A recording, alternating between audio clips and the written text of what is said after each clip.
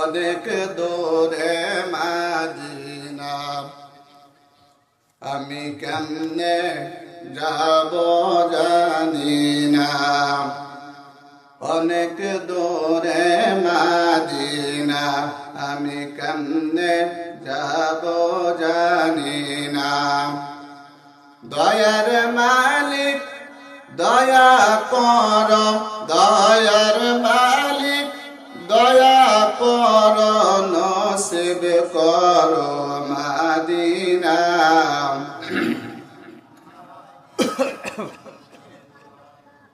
জোরে লা ইলাহা,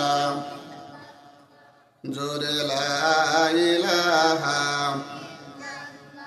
আমার একটা স্বপ্ন পূরণ করো ও গো দয়াময়,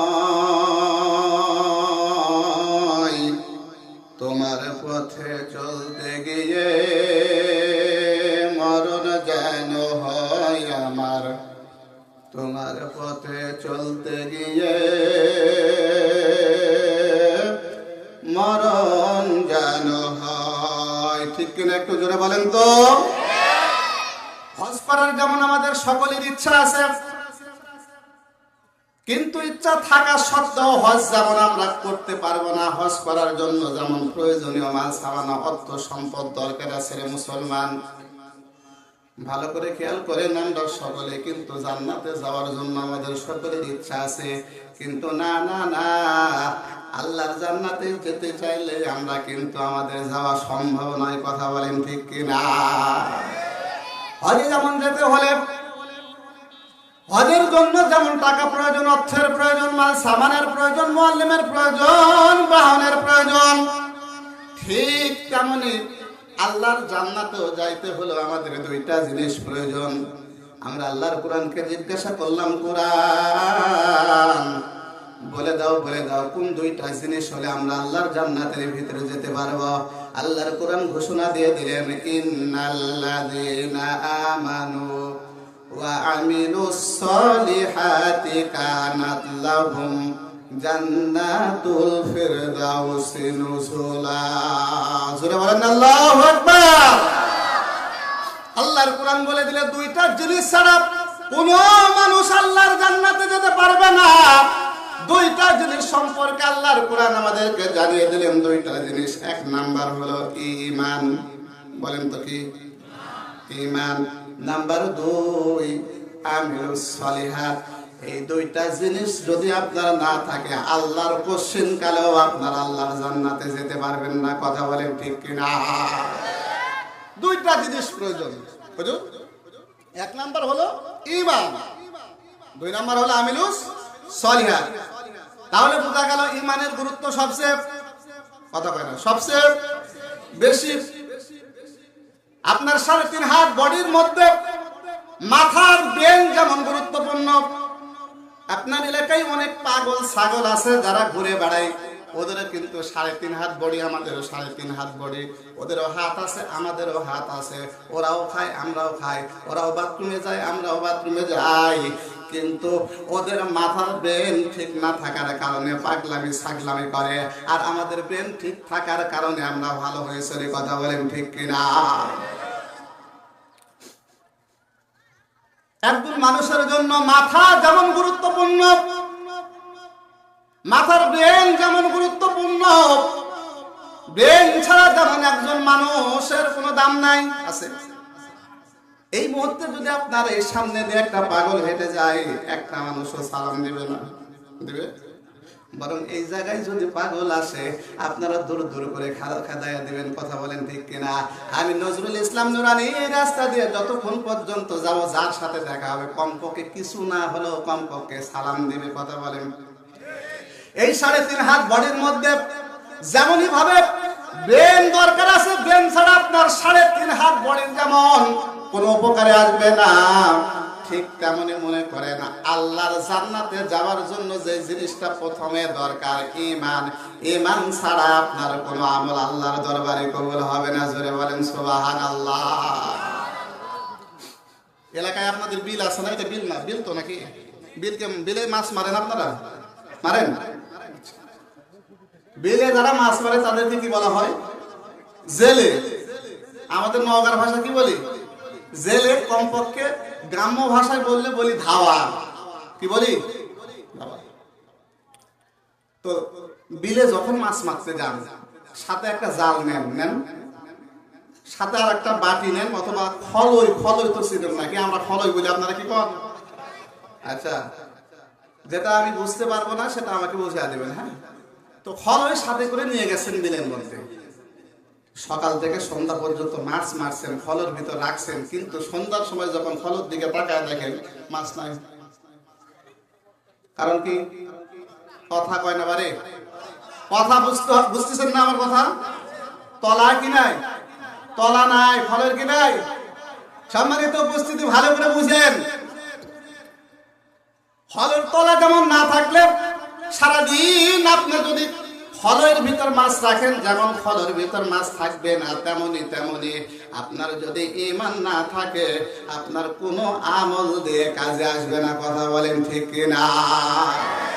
এই জন্য অত্যন্ত গুরুত্বপূর্ণ হলো ঈমান। ঈমানের চাইতে গুরুত্বপূর্ণ কিছু হতে পারে না। আপনার নামাজ কবুল হবে যদি আপনি ঈমানদার হন, আপনার রোজা কবুল হবে যদি আপনি ঈমানদার হন, আপনার সব কিছু কবুল হবে যদি আপনি ঈমানদার হন। আপনার যদি ঈমান না থাকে, দুনিয়ার জমিনে যদি সারাদিনও যদি সকাল থেকে সন্ধ্যা পর্যন্ত যদি নামাজ পড়েন, এক ওয়াক্ত নামাজ আবার আল্লাহর দরবারে কবুল হবে না। জুড়ে বলেন ঠিক কিনা? এই জন্য ঈমানের গুরুত্ব অত্যন্ত বেশি। এই ঈমান যারা পরিমাণ ঈমান যার ভিতরে থাকবে, মুসলমান বন্ধুগণ আমার দিকে একটু খেয়াল করেন ভালো করে, যারা পরিমাণ ঈমান যাদের ভিতরে থাকবে, আল্লাহ রাব্বুল আলামিন সর্বশেষ তাকে জাহান্নাম খাটানোর পরেও হলে একদিন তাকে জান্নাত দেবে। কথা বলেন ঠিক কিনা? যাদের ঈমান থাকবে, যাদের অন্তরের ভিতরে ঈমান আছে, যারা পরিমাণ, যারা একবার কমপক্ষে লা ইলাহা ইল্লাল্লাহ বলবে, আল্লাহ সুবহানাহু ওয়া তাআলা সেটা জাহান্নামে যদি সারা জীবনও থাকে, শেষের জীবনে একটা বারের জন্য হলো তাকে জান্নাতের মধ্যে প্রবেশ করাবেন। ওয়াদা করেছেন কে? আরো জোরে বলতে হবে, তিনি কে? সম্মানিত উপস্থিতি, সর্বশেষ জান্নাতি ব্যক্তির কথা শুনেন। আল্লাহ রাব্বুল আলামিন যখন হাসরের ময়দানে বিচার কার্য চালাবে, বিচার কার্য যখন শেষ হয়ে যাবে, জাহান্নামী ব্যক্তিরা জাহান্নামে চলে যাবে, জান্নাতি ব্যক্তিরা জান্নাতের ভিতরে চলে যাবে। কার্যক্রম যখন শেষ হয়ে যাবে, মুসলমান, হঠাৎ করে জাহান্নামের মধ্যে থেকে একটা আওয়াজ আসবে, ইয়া হান্নান ইয়া মান্নান।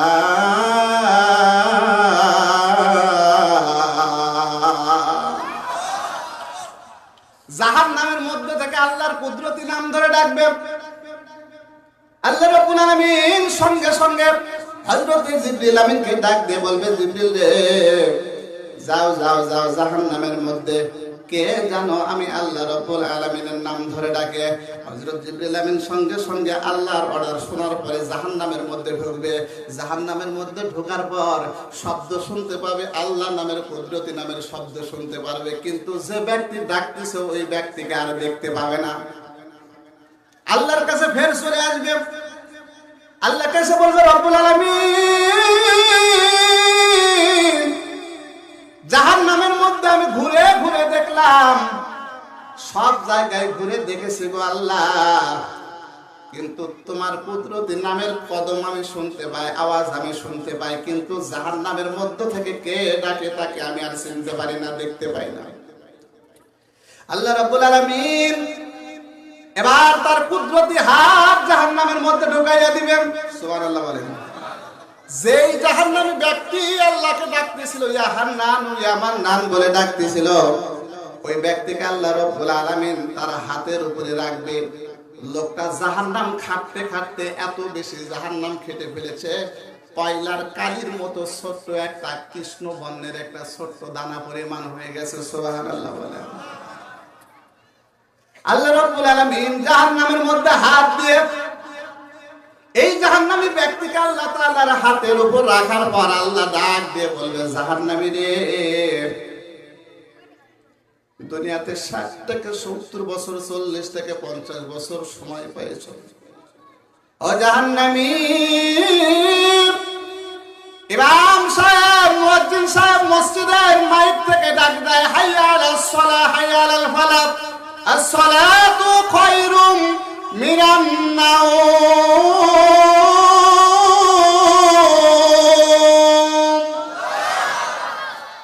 মসজিদের মুয়াজ্জিন থেকে, মসজিদের মিনার থেকে মুয়াজ্জিন ডাক দেয়, ঘুম থেকে নামাজ উত্তম, ঘুম থেকে নামাজ উত্তম, কিন্তু যুবক কোনদিন তুমি মুয়াজ্জিনের কথা খেয়াল করলে না। শরীরে রক্তের গরম, ক্ষমতার বড়াই, একটু সম্পদ যদি বেশি হয় মৌলবীদের কথা আর গায়ে লাগে। কথা বলেন ঠিক কিনা? যদি আপনার একটু ক্ষমতা থাকে, এলাকার যদি পার্টি নেতা হন, সম্পদ যদি একটু বেশি হয়, মসজিদের মিনার, মসজিদের মেম্বার থেকে যদি ইমাম সাহেব একটু গরম ওয়াজ করে, পরের দিন ইমাম সাহেবের আর চাকরি থাকে আছে না? অনেক মসজিদ পাল্টাইছি, যখনই কথা বলতে যাই হুজুর হবে না, এখানে নরম ওয়াজ করতে হবে। কি ওয়াজ করতে হবে? কোন জান্নাত জাহান্নাম কোন আলোচনা চলবে, একবারে তেলতেলা ওয়াজ করবেন। ইউসুফ আর জুলেখা কি ওয়াজ করবেন? আল্লাহ রাব্বুল আলামিন জাহান্নামীকে ডাক দিবে, জাহান্নামী বহুত সময় পেয়েছো, তোমাকে 60 থেকে 50 থেকে 60 বছর 70 বছর সময় দেওয়া হয়েছে, কিন্তু তুমি কখনো আল্লাহ নামের ডাক দাও না। আমি আল্লাহ রাব্বুল আলামিন তোমার কণ্ঠ থেকে, তোমার মুখ থেকে একটাবার আল্লাহ নামের আওয়াজ শোনার জন্য আমি অনেক চেষ্টা করেছি। আমি আল্লাহ রাব্বুল আলামিন চেষ্টা করেছি, যদি আমার জাহান্নামী ব্যক্তি, আমার গুনাহগার ব্যক্তি দুনিয়ার মধ্য থেকে যদি আমি আল্লাহ রাব্বুল আলামিনকে একবার যদি আল্লাহ বলে ডাক দেয়, আমি আল্লাহ রাব্বুল আলামিন কমপক্ষে তাকে 70 বার তার ডাকে সাড়া দিই। জোরে বলেন না সুবহানাল্লাহ। অথচ ডাক শুনো নাই। যখনই ডাক দেয় মুয়াজ্জিন, ইমাম সাহেব যদি নামাজের জন্য যখন মসজিদের দিকে রওনা হয়, পাশে যদি আপনার সাথে দেখা হয়, সালাম দেয়, আসসালামু আলাইকুম ভাই, অনেক তো নেতামি করলেন, একটু চলেন মসজিদে 5 ওয়াক্ত নামাজ পড়তে হবে, একটু নামাজ পড়তে যাই। এবার ইমাম সাহেবকে বলে, ইমাম সাহেব আপনার কবরে আপনি যাবেন। আমার কবরে?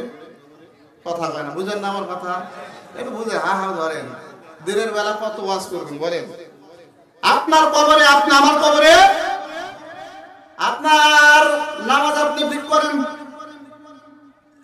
একটু ক্ষমতা থাকার কারণে মা বাপ যখন আপনি ঘুমায়া থাকেন, যদি মা বাপ রাতের বেলা বলে, সন্তান ফজরের নামাজের সময় উঠে একটু নামাজ পড়তে যেতে হবে, সন্তান যদি একটু বেয়াদব হয়, দেখবেন বিছানায় থেকে মাকে বাবাকে গালি।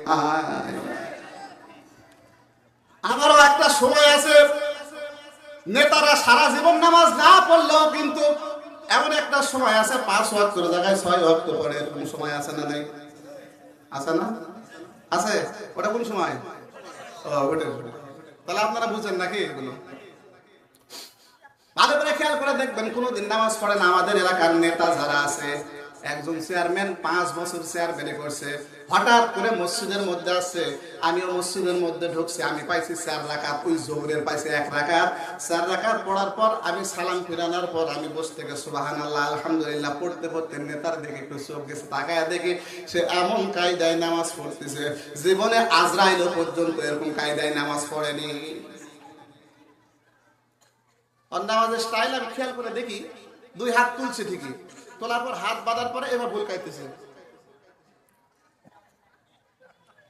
আমি চিন্তা করলাম, আল্লাহ কোন কায়দায় নামাজ পড়তেছে দেখি, নামাজ পড়তেছে। যখন 4 রাকাতের বেলা হয়েছে তখন ফোন দিছে, আর ফোন এমন ভাবে রাখছে, আপনারা ভালো করে মাসলা নেন, মসজিদে মোবাইল নিয়ে যাবেন, সর্বপ্রথম মসজিদে মোবাইল নিয়ে যাওয়ার পরে সাইলেন্ট করতে হবে। কি করতে হবে? সাইলেন্ট। যদি সাইলেন্ট না করতে পারেন বন্ধ করে দিবেন, যদি বন্ধ করতে না পারেন তাহলে মোবাইল রেখে আসবেন। সাইলেন্ট করার পর কখনো মোবাইল এইভাবে রাখবেন না। এই কখনো আপনারা অনেকে ডিজিটাল মার্কা মুসল্লি তো আমরা, ওই যে গ্লাস নষ্ট হওয়ার ভয় আমরা করি কি, এইভাবে আমরা মোবাইলটা উপর দিকে রাখি, কিন্তু এটা রাখার দ্বারা কি হয়, আপনার মোবাইল সাইলেন্ট করা আছে ঠিকই, কিন্তু ফোন যাই দিন দেখা যায় কিনা। এখন মন যখন আপনি যখন দেখতেছেন, কে ফোন দিচ্ছে, মন নামাজের দিকে না মোবাইলের দিকে? কথা বলেন। কালেমা পড়েন লা ইলাহা। সামনে অগ্রসর হন, সামনে অগ্রসর আসেন, আগে আসেন, পিছনে কিন্তু অনেকে দাঁড়িয়ে আছেন।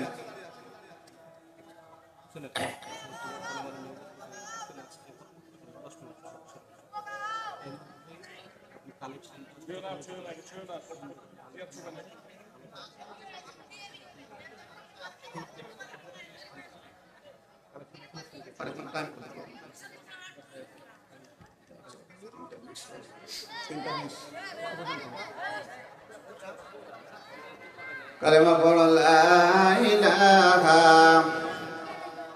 জোরে লা ইলাহা, লা ইলাহা ইল্লাল্লাহু মুহাম্মাদুর রাসূলুল্লাহ। সকলে পড়ছি সাল্লাল্লাহু। সম্মানিত উপস্থিতি, এইবার জাহান্নামী ব্যক্তি আল্লাহ রাব্বুল আলামিন জাহান্নামের মধ্যে যে ব্যক্তি থাকবে তাকে তার কুদরতি হাতের ভিতরে নিয়ে নেবেন। এবার জাহান্নামী ব্যক্তির দিকে তাকায় আল্লাহ রাব্বুল আলামিন বলবে, জাহান্নামী রে, ভালো করে খেয়াল করো, তোমাকে কিন্তু অনেকবার ইমাম সাহেব বলছে নামাজ পড়ো, নামাজ পড়লে আল্লাহর জান্নাতের মধ্যে যাবা, নামাজ পড়লে আল্লাহর জান্নাতের মধ্যে যাবা, তুমি যদি সত্য কথা বলো আল্লাহর জান্নাতের মধ্যে যাবা, তুমি যদি হজ করো আল্লাহর জান্নাতে যাইবা, তুমি যদি নামাজ পড়ো আল্লাহর জান্নাতের ভিতরে যাইবা, তুমি যদি রোজা করো আল্লাহর জান্নাতের ভিতরে যাবা। ইমাম সাহেব বারবার বলেছে, মসজিদের মাইক থেকে বলেছে, মানুষ কমপক্ষে এলাকায় যদি বরফ বিক্রি করে তারপরে ওয়াজ বাজায় কিনা।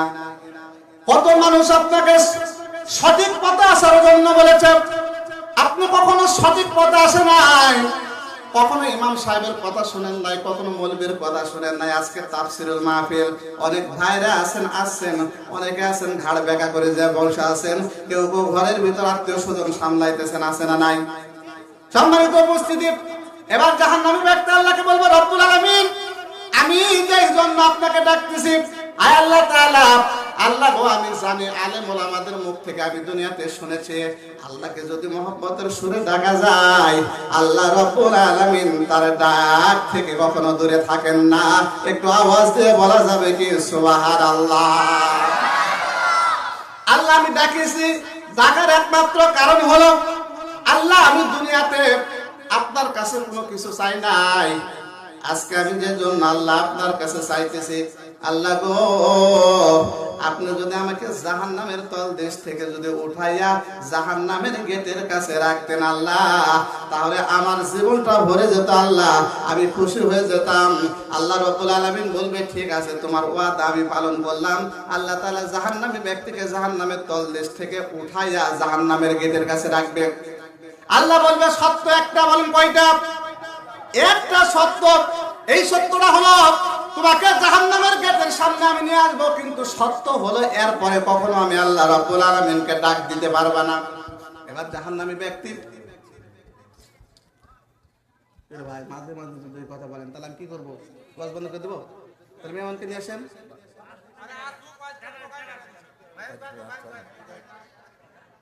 কি করবো? শেষ করে দেবো?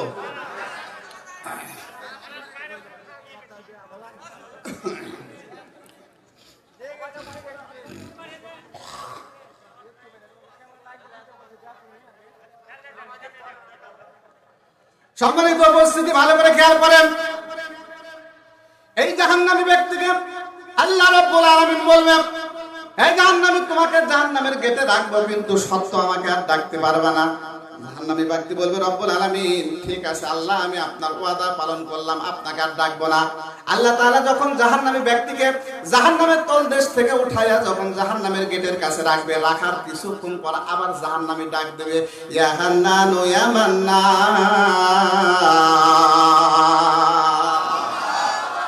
আল্লাহ জানে যে জাহান্নামী জান্নাতে যাবে, আল্লাহও তাকে জান্নাতে দিবে, কিন্তু জাহান্নামী একটু খেলা করতেছে। আল্লাহ জানে যে সে জান্নাতে যাবে, কিন্তু তার সাথে একটু কি করতেছে? খেলা করতেছে। দেখি জাহান্নামী তুই কিভাবে, কোন কায়দায় জান্নাতের ভিতরে যাস। সুবহানাল্লাহ বলেন। আল্লাহ জানে কিনা?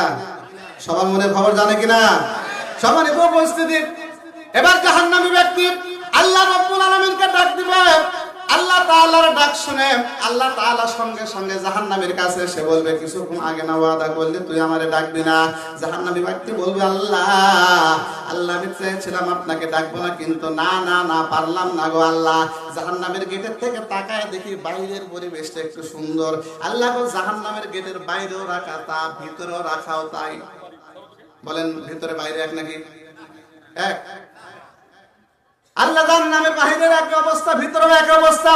রব্বুল আলামিন যদি একটু সময়ের জন্য আল্লাহ আমাকে যদি জাহান্নামের ভিতর থেকে যদি বাইরে করে জান্নাতের গেটের সামনে রাইখা দিতেন, আল্লাহ আর কিছু চাইতাম না। আল্লাহ বলে, ঠিক আছে, ওয়াদা করলি, আর কিছু চাইবি না, কিন্তু এই তোরে বাইরে করলাম। বাইরে করে জাহান্নামের গেটের বাইরে বসা রাখছে। সুবহানাল্লাহ বলে। জাহান্নামী চিন্তা করতেছে, কি বল, জাহান্নাম থেকে বাইসা কি বল বাইর হয়েছি, এরপর জান্নাতে এখন ঢুকবো। এবার রব্বুল আলামিনকে ডাক দিবে, রব্বুল আলামিন ইয়া হান্নান ইয়া মান্নান। আল্লাহ তাআলা কিছুক্ষণ পর জাহান্নামী ব্যক্তির কাছে এসে বলবে, জাহান্নামীরে কেন তুমি আবার ডাকা শুরু করলে? এবার জাহান্নামী ব্যক্তি বলবে, রব্বুল আলামিন তেমন কিছু চাইবো না আল্লাহ, বারবার ওয়াদা করতেছে, খেলাপ করতেছে, মন খারাপ করিয়েন না আল্লাহ গো। সামনে যে জান্নাত, জান্নাতের গেটের সামনে একটু বসার ইচ্ছা হচ্ছে আল্লাহ, আমি জান্নাতে ঢুকবো না, আমাকে যদি একটু ইচ্ছা করে আমাকে জান্নাতের গেটের সামনে একটু নিয়ে যেতেন, খুশি হতাম। আল্লাহ বললেন, ঠিক আছে, তোমাকে জান্নাতের গেটের কাছে নিয়ে যাবো, কিন্তু কোনো কিছু চাইতে পারবে না, এরপরে ওয়াদা করো। আল্লাহর সামনে ওয়াদা করবে, কারণ ওয়াদা যারা করে ভঙ্গ করে তারা কি মুনাফিক। কি জানেন না মুনাফিকের আলামত কয়টি? তিনটি। ওয়াদা করে যারা ভঙ্গ করবে তারা মুনাফিক। এবার জাহান্নামী ব্যক্তি আল্লাহর কাছে ওয়াদা করবে, আল্লাহ জান্নাতের গেটের সামনে আমারে রেখে দিলে আর আপনার কাছে কিছু চাইতাম না। এবার জান্নাতের গেটের কাছে বসার পর জান্নাতের ভিতর থেকে যখন সুন্দর সুন্দর আবহাওয়া, সুন্দর সুন্দর হিমেল হাওয়া যখন গায়ে লাগবে, কিছুক্ষণ পরে আবার আল্লাহকে ডাকা শুরু করবে, ইয়া হান্নান ইয়া মান্নান। আল্লাহর কি রহমত, আল্লাহর মতো দয়া পৃথিবীর জমিনে কারো নাই। একজন মাকে যদি বারবার মা মা বলে ডাকো, মা মন খারাপ করবে না? করবে না? মা বলবে, কেন রে এতবার ডাক দাও, কেন এত ডাকাডাকি করতেছ? বাবাকে যদি ডাকো, বাবা বাবা বাবা বলে বারবার ডাকো, বাবা কিন্তু মন খারাপ করবে, বারবার বলবে কেন ডাকিস, যে কথা বলার দরকার বল। কিন্তু আমার আল্লাহ এত দয়াবান, আবার আল্লাহর কাছে যদি একবার আল্লাহ বলে ডাকা যায়, আল্লাহ রব্বুল আলামিন তার চাওয়া পাওয়া সবগুলোই কবুল করে নেয়। জোরে বলেন সুবহানাল্লাহ। আল্লাহ আল্লাহ क्या मुबारक शान है, अल्लाह अल्लाह आशिकों का काम है, या इलाही तो मेरा माबूद है, या इलाही तो मेरा माशूक है। जरा बोलें सुभान अल्लाह। আল্লাহর অন্তরে এত বেশি দয়া, পৃথিবীর কোন মালিকের সামনে আপনি কোন খারাপ কাজ করবেন, মালিকের বদনাম করবেন, মালিকের অর্ডার শুনবেন না, মালিকের কাজ করবেন না, মালিকের কাছে যদি আপনি উপস্থিত হন, মালিক আপনাকে ভালো বলবে না খারাপ বলবে?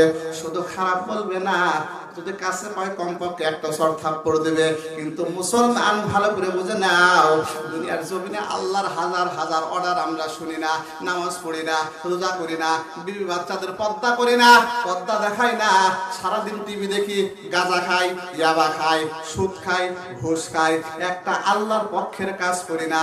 তারপরেও আমার আল্লাহ এমন একটা সময় আছে যে সময় বান্দার উদ্দেশ্য বলে, হালমিন মুস্তাগফিরিন, কে আছো ক্ষমাকারী,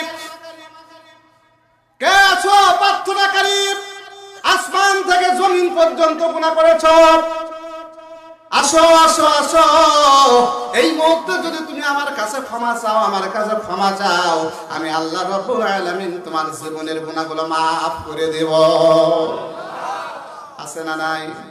এমন দয়াবান আল্লাহ কোন মালিক আমাদের দুনিয়াতে আসেনি? যদি বলেন, জাহান্নামী ব্যক্তি এবার জান্নাতের গেটের সামনে বসে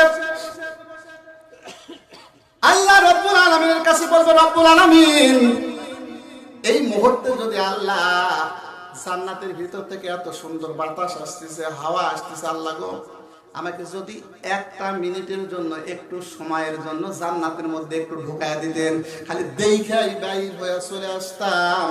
আল্লাহকে বলার সাথে সাথে আল্লাহ বলবে ঠিক আছে তুমি দেখে কিন্তু বাইর হয়ে আসতে হবে। ও বলবে ঠিক আছে আল্লাহ বাইর হব। এবার জান্নাতি ব্যক্তি জান্নাতের মধ্যে এবার ঢোকার পর পিছনে আর তাকাবে না, একবারে দৌড় দিবে, একবারে দৌড়, কমপক্ষে 1.5 কিলোমিটার।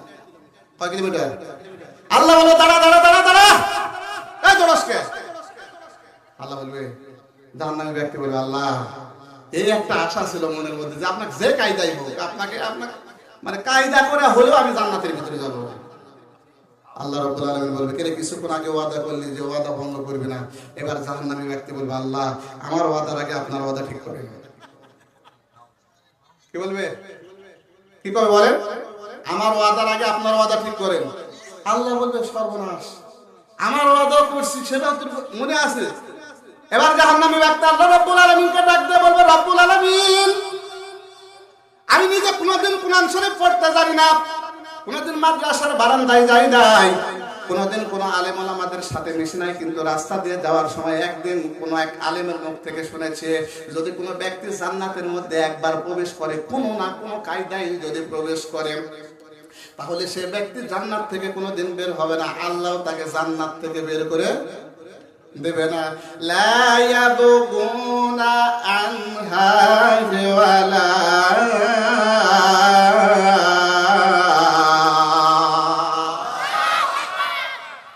আল্লাহ বলেন যারা জান্নাতের ভিতর প্রবেশ করবে চিরকাল তারা জান্নাতের মধ্যে থাকবে, কোনোদিন জান্নাত থেকে বের হবে না, আমি আল্লাহ জান্নাত থেকে বের করে দিব না। কথাটা যে কোনো কায়দায় যদি আপনি জান্নাতের মধ্যে প্রবেশ করতে পারেন, আল্লাহ কোনোদিন আপনাকে জান্নাত থেকে বের করে দিবেন না। বলেন তো আমাদের জান্নাতে যাওয়ার ইচ্ছা আছে কিনা? আছে। জান্নাতে যদি যেতে চান তাহলে আমাদের সৎ কাজ করতে হবে। ঈমানের পরে সৎ কাজ হলো, ভালো কাজ হলো দান করা। কি করা? এবার বুঝতে পারছেন আপনারা নাকি? এই যে হুজুর একবারে অন্য কায়দায় চলে গেল।